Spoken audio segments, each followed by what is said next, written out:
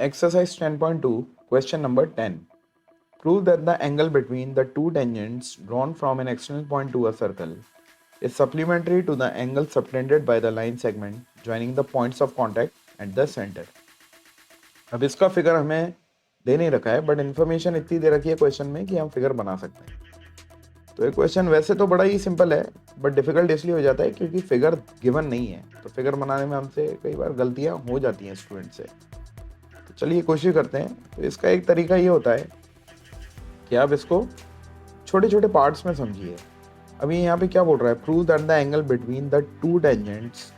यहाँ पे बात कितनी टेंजेंट्स की हो रही है? दो टेंजेंट्स की।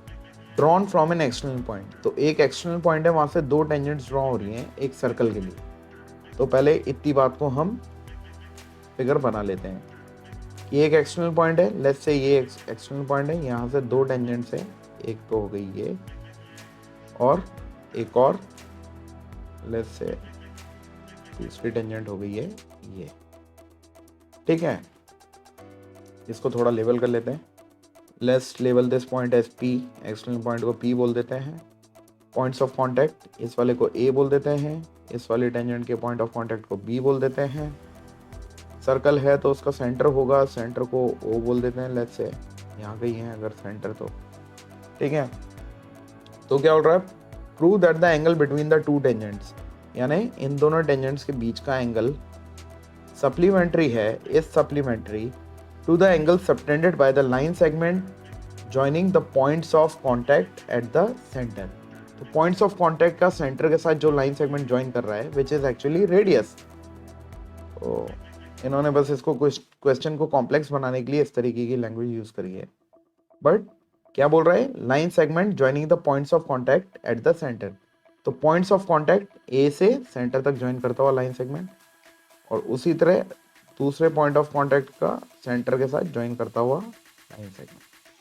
ठीक है, तो आपको इन दोनों लाइन सेगमेंट्स के बीच में जो एंगल बन रहा है विच इज दिस एंगल, अब आपको प्रूव ये करना है ये टेंजेंट के बीच का जो एंगल था और ये जो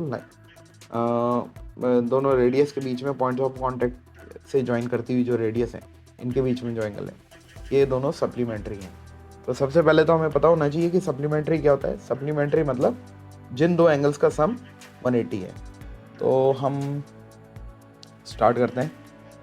सबसे पहले नोट कर लेते हैं गिवन क्या है। A circle with centre O, बहुत छोटा हो गया, centre O and tangents P A and P B. To prove, हमें प्रूव करना है कि एंगल, सीधे हम मैथमेटिकल लिख रहे हैं, angle A P B plus angle A O B is equals to 180 degree. ठीक है, कुछ कंस्ट्रक्शन की जरूरत नहीं पड़ेगी, प्रूफ पे आते हैं सीधे। बहुत आसान क्वेश्चन है। अभी देखना, मैं आपको छोटी सी अप्रोच बताऊंगा, मालूम पड़ जाएगा। अब हमें थ्योरम 1 के हिसाब से मालूम है कि रेडियस जो होती है perpendicular to tangent at point of contact, उसी तरीके से ये भी 90। अब ये क्वाड्रिलेटरल है जिसमें चारों एंगल्स का सम 180 होगा, आई मीन 360 होगा। एंगल सम प्रॉपर्टी लगाते हैं हम क्वाड्रिलेटरल की, और ये सॉल्व हो जाएगा इन क्वाड्रिलेटरल ए बी, नाम क्या है इसका, ए ओ बी पी।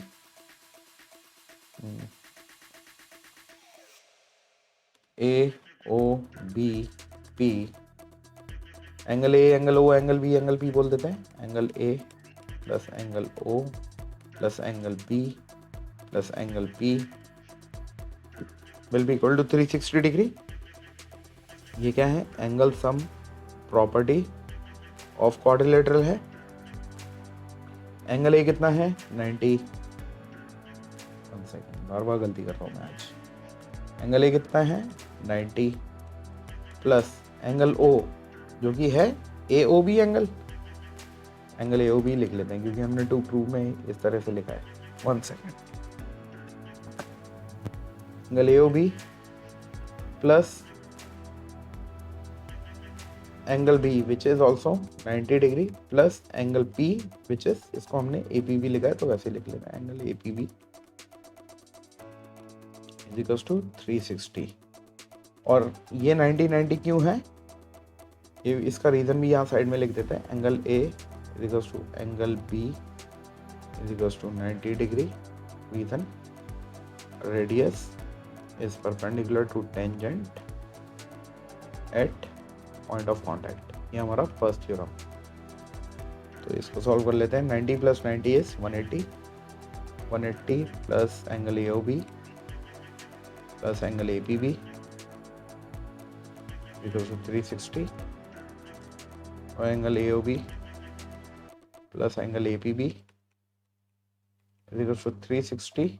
ये इधर आएगा तो माइनस 180। ये प्रूव हो गया।